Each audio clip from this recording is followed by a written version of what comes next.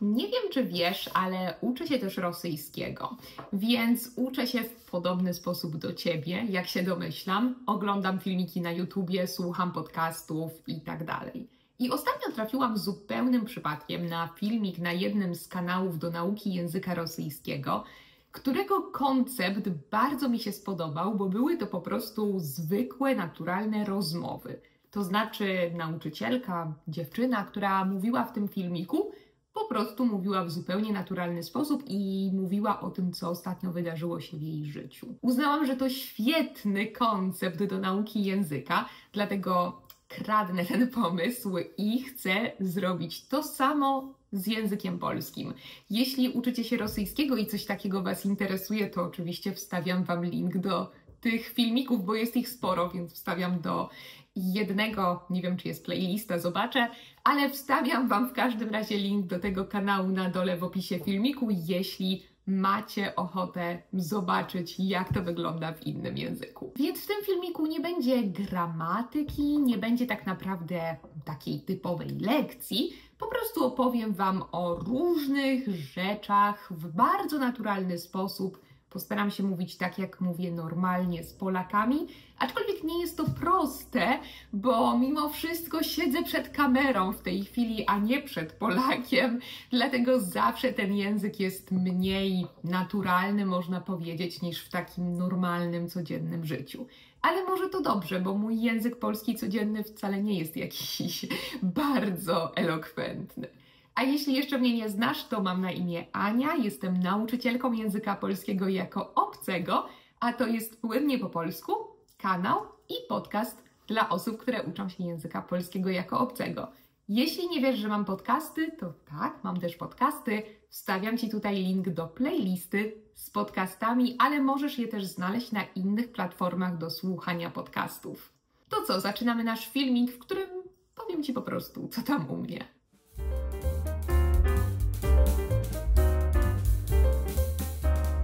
Ostatnio się przeprowadziłam, zmieniłam mieszkanie. Co prawda nie była to bardzo duża przeprowadzka, bo przeprowadziłam się po prostu do miasteczka, które jest obok. Mieszkam we Francji, dla tych z Was, którzy nie wiedzą, a nie w Polsce, ale po prostu zmieniliśmy mieszkanie. I za każdym razem, kiedy jestem w nowym mieszkaniu, uderza mnie to, jak bardzo dużo czasu to wszystko trwa, zajmuje.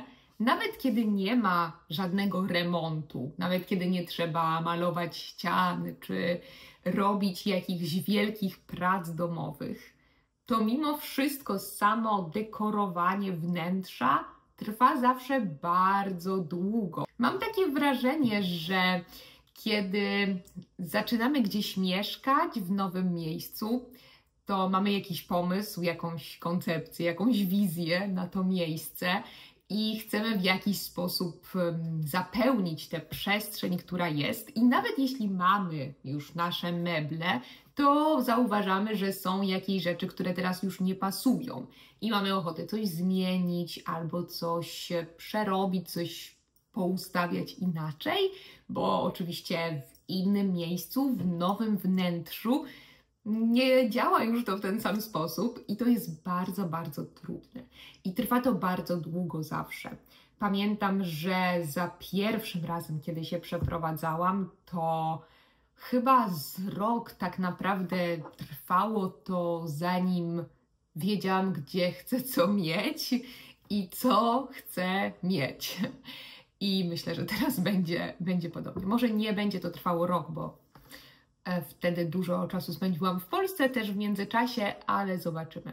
W każdym razie to, co udało mi się zrobić, to kupiłam dywan niedawno do pokoju mojej córki. Jeśli mnie jeszcze nie znasz, to mam córkę, która jak na razie jest mała, bardzo, to znaczy jeszcze nie chodzi do przedszkola, więc jeszcze jest bardzo mała, jest w domu.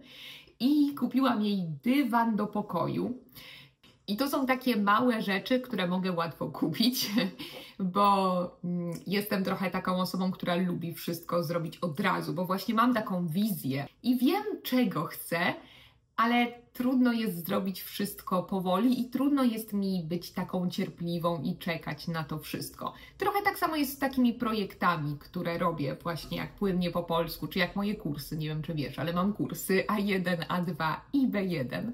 Jeśli masz ochotę uczyć się polskiego, to link jest w opisie tego filmiku. Ostatnio zresztą widzieliśmy się z kursantami online na poziomie A2. Było bardzo, bardzo sympatycznie. Organizuję takie spotkania też online, bo kursy online są fajne i to, co już mówiłam moim kursantom na tym spotkaniu, ale trochę niefajnie jest nie mieć nikogo, kto nam odpowie na nasze pytania, bo w trakcie kursu mamy oczywiście jakieś pytania, jakieś wątpliwości, coś nam się czasem wydaje skomplikowane i mamy ochotę omówić to z nauczycielem, dlatego organizuję takie spotkanie raz w miesiącu dla kursantów, żebyśmy mogli takie rzeczy omówić i żeby oni też mogli zobaczyć, jak to jest mówić po polsku w takim czasie realnym, bo w trakcie kursu wysyłają mi swoje nagrania, ale oczywiście, mimo że to bardzo pomaga, to nie jest to wszystko, bo nie jest to taka rozmowa twarzą w twarz, dlatego myślę, że te spotkania online są bardzo dobrym uzupełnieniem i dla mnie też są super przyjemne, bo poznaję przy okazji moich kursantów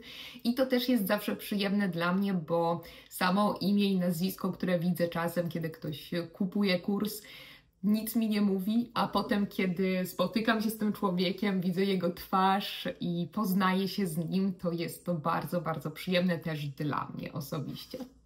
No ale wracając do tego dywanu, bo nie skończyłam, więc jestem taką osobą, która lubi wszystko mieć od razu, bo mam właśnie te wizje i wiem dokładnie, czego chcę.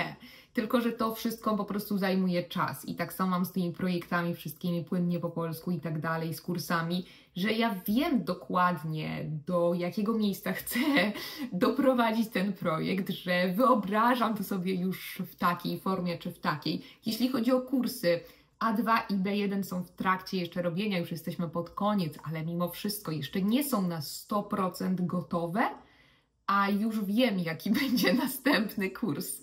Więc to jest po prostu zabawne, że za każdym razem mam coś takiego i z mieszkaniem tak samo mam, więc jest to takie frustrujące trochę dla mnie, muszę tak się stopować, hamować, ale są takie małe rzeczy, które mogę zrobić, jak kupno dywanu. I mówię o dywanie, dlatego, że wiem, że w języku rosyjskim dywan to nie to samo, co w języku polskim, więc jeśli nie wiesz, co to dywan w języku polskim, to koniecznie sprawdź. Było to też dosyć zabawne, bo byłam właśnie z moją córką po ten dywan i kupiłam jeszcze inne rzeczy, bo akurat zmienia rozmiar ubrania, dlatego musiałam kupić jej kilka rzeczy do noszenia, kilka ubrań. Musiałam jeszcze dokupić kilka rzeczy do domu innych, więc wracałam z nią, z kilkoma siatkami, z zakupami, plus jeszcze z odebraną paczką z Ikei, która była wielka i z tym dywanem w ręku. Więc myślę, że jeśli moi nowi sąsiedzi mnie widzieli wtedy, bo jest to blog, jeśli moi sąsiedzi mnie widzieli wtedy, gdy wychodziłam z samochodu z tym wszystkim i to targałam i to wnosiłam do domu, do mieszkania, to mogli pomyśleć, że jestem dosyć dziwna. A propos też wychodzenia z samochodu, ostatnio zepsuł mi się akumulator w samochodzie. I było to bardzo, bardzo stresujące, bo musiałam wezwać pomoc drogową pierwszy raz w życiu. Nie mogłam w ogóle ruszyć samochodem, on się zatrzymał. Zdarzyło się to po raz drugi. Pierwszy raz miałam pomoc obok, więc było ok.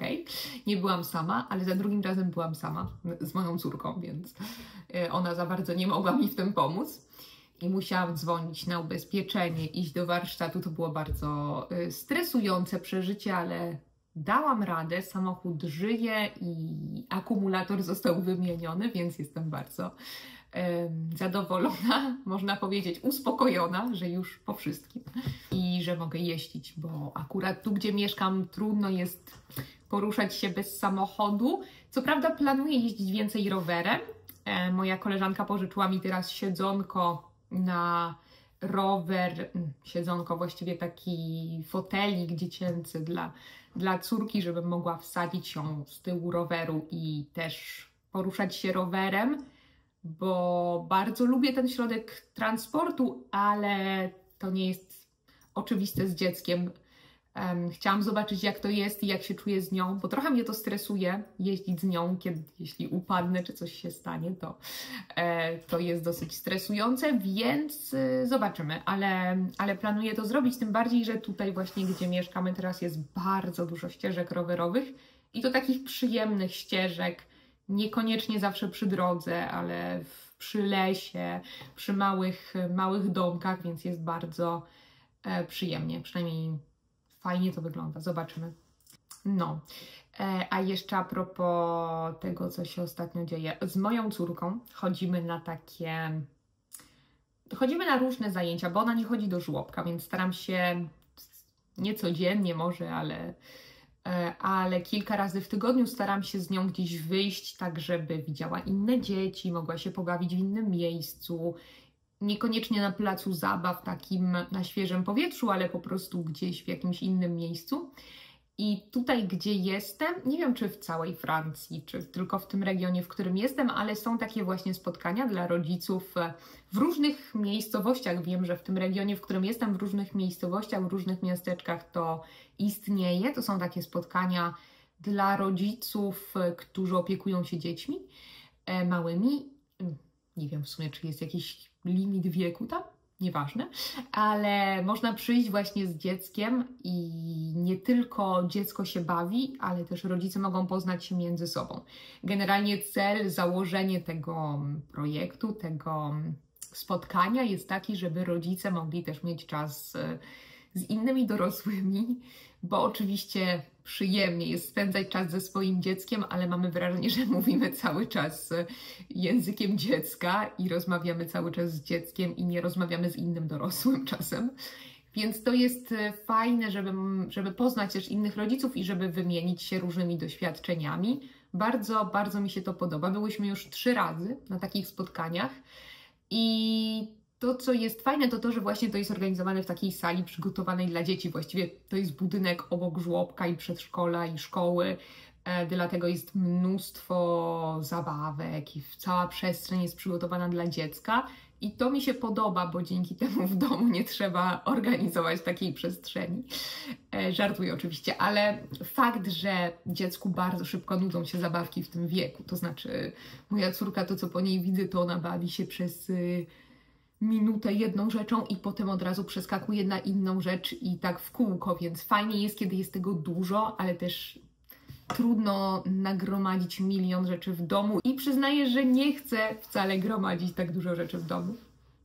Tym bardziej, że dzieci wyrastają szybko z tego, potem się kupuje inne zabawki czy inne rzeczy, którymi mogą się zajmować. Dlatego znalazłam te zajęcia i bardzo mi się to podoba, bo ja też mam czas taki, może nie dla siebie, ale też mogę sobie poznać innych ludzi, innych rodziców, wymienić się jakimiś doświadczeniami i to jest bardzo, bardzo przyjemne, a przy okazji ona też ma jakiś czas dla siebie. Może bawić się z innymi dziećmi, innymi zabawkami, jest w innym miejscu, więc mam wrażenie, że dobrze jej to robi. Zobaczymy, ale myślę, że będziemy to kontynuować. W każdym razie takie jest założenie. Co jeszcze mogę Wam powiedzieć? Jest wrzesień i często wrzesień to jest taki czas takiego nowego roku, trochę dla ludzi niektórych. Niektórzy zamiast stycznia organizują taki nowy rok we wrześniu. Miałam kiedyś taką uczennicę na języku francuskim, bo kiedy mieszkałam w Warszawie, to byłam nauczycielką francuskiego tam. I miałam kiedyś taką uczennicę, która właśnie zawsze mówiła, że wrzesień jest dla niej jak styczeń i kiedy był styczeń i rozmawialiśmy o postanowieniach noworocznych, to dla niej to nie był styczeń, ale wrzesień, kiedy robiła postanowienia noworoczne. I fakt, że coś w tym jest, bo wrzesień to jest taki czas, kiedy organizujemy trochę nowy rok szkolny, bo jest to początek nowego roku szkolnego. I dla mnie też mam wrażenie, że nie wiem, czy to wrzesień, czy to zmiana miejsca, zmiana mieszkania, otoczenia i tak dalej, ale też mam takie poczucie, że zaczynam na nowo organizować swoją rutynę, szukać nowej rutyny. szukać tego, co mi odpowiada teraz w tej rutynie. I to jest bardzo fajne. I to, co też się zmienia we wrześniu, to jest kalendarz dla mnie, bo często mam taki kalendarz właśnie na rok szkolny, od września do września. I teraz mam taki kalendarz, który dostałam od jednej koleżanki z Polski jeszcze. Z koleżanki, która pracuje w Muzeum Narodowym i dała mi taki kalendarz, taki planer właśnie Muzeum Narodowego, który jest strasznie fajny, bo są tam różne dzieła znanych artystów w nim i z wytłumaczeniami, wyjaśnieniami, co ten obraz znaczy i też z takimi wskazówkami, jak można zastanowić się nad tym obrazem, co można o nim pomyśleć, jak można go zrozumieć, zinterpretować, jaką refleksję można przeprowadzić. I to jest bardzo przyjemne, więc to jest taki czas na sztukę, kiedy nie macie czasu na sztukę. Dlatego jeśli ktoś szuka idealnego planera, idealnego kalendarza, to polecam planer z Muzeum Narodowego. To co? To chyba tyle moich nowości z września. Za bardzo dużo się nie dzieje w moim życiu, poza tym, że pracuję, a kiedy nie pracuję, to zajmuję się dzieckiem, a kiedy nie zajmuję się dzieckiem, to pracuję. I tak wygląda mniej więcej mój rytm dnia i nocy. Dlatego mam nadzieję, że uczycie się polskiego. Dajcie mi znać, co myślicie o takim formacie filmiku, który jest trochę inny i trochę dziwnie się z nim czuję, przyznam, bo nie mówię nigdy za dużo o sobie, tak otwarcie na tym kanale i na Instagramie. Ja w ogóle nie jestem taką osobą instagramową i trudno mi jest dodawać relacje z tym, co się dzieje u mnie. Dlatego jeśli to Wam się podoba, to bardzo chętnie będę robić to dla Was raz w miesiącu, mniej więcej. Dlatego dajcie mi znać, co o tym myślicie. Mam wrażenie, że mówiłam dosyć naturalnie. Starałam się mówić tak, jakbym rozmawiała z koleżanką, ale tak jak mówię, nie jest to proste wcale, bo ja widzę siebie w kamerze, więc mam wrażenie, że mówię trochę do siebie i trochę się czuję nienormalna z tym, ale wszystko dobrze. Mam nadzieję, że Wam się to podobało, że coś zapamiętaliście, że czegoś się nauczyliście nowego z tego filmiku. Jeśli macie jakieś porady, jak mogłoby być lepiej, jeśli chcielibyście coś zmienić, jeśli macie pomysły na inne filmiki albo podcasty, to dajcie mi znać.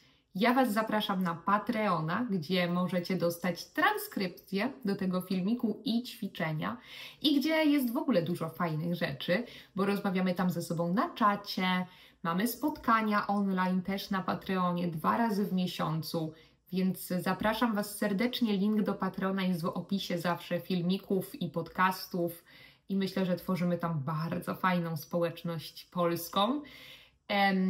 A poza tym oczywiście zapraszam Was też na kursy. Jeśli chcecie mieć taki krok po kroku plan od A1 do B1, jak na razie, to zapraszam. Tak jak mówię, A2 i B1 jeszcze nie są w 100% skończone, więc mam dla Was zniżkę z tej okazji. Do końca września tylko, więc trzeba się spieszyć. Jest kupon na dole w komentarzach, tam go zamieszczę. I tak, mam nadzieję, że Wam się to spodoba. Na kursach są też lekcje takie bezpłatne, to znaczy po jednej lekcji z każdego poziomu. Możecie sobie wypróbować, żeby zobaczyć, czy to jest coś dla Was, czy nie. A1, A2 i B1 wystarczy tam się chyba zalogować, tylko trzeba się zarejestrować na platformie i kliknąć i tyle. I jesteście wtedy zapisani, a więc jeśli chcecie po prostu wypróbować, to też można. Dziękuję Wam bardzo za obejrzenie tego filmiku o tym, co się działo u mnie w ostatnich dniach. Jeśli macie jakieś pytania, jeśli chcecie coś dodać, to dajcie znać w komentarzach. Ja bardzo dziękuję moim patronom, którzy wspierają ten projekt, bez których ten projekt nie mógłby istnieć, bo jest to tak naprawdę jedyna, razem z kursami, są 2 w sumie formy wsparcia teraz tego projektu, więc dziękuję i kursantom, i moim patronom. Jeśli chcecie do nas dołączyć, to oczywiście Was zapraszam, a jeśli macie pytania, to czekam na te pytania w komentarzach. Dziękuję Wam bardzo, trzymajcie się, do usłyszenia w kolejnych podcastach, do zobaczenia w kolejnych filmikach.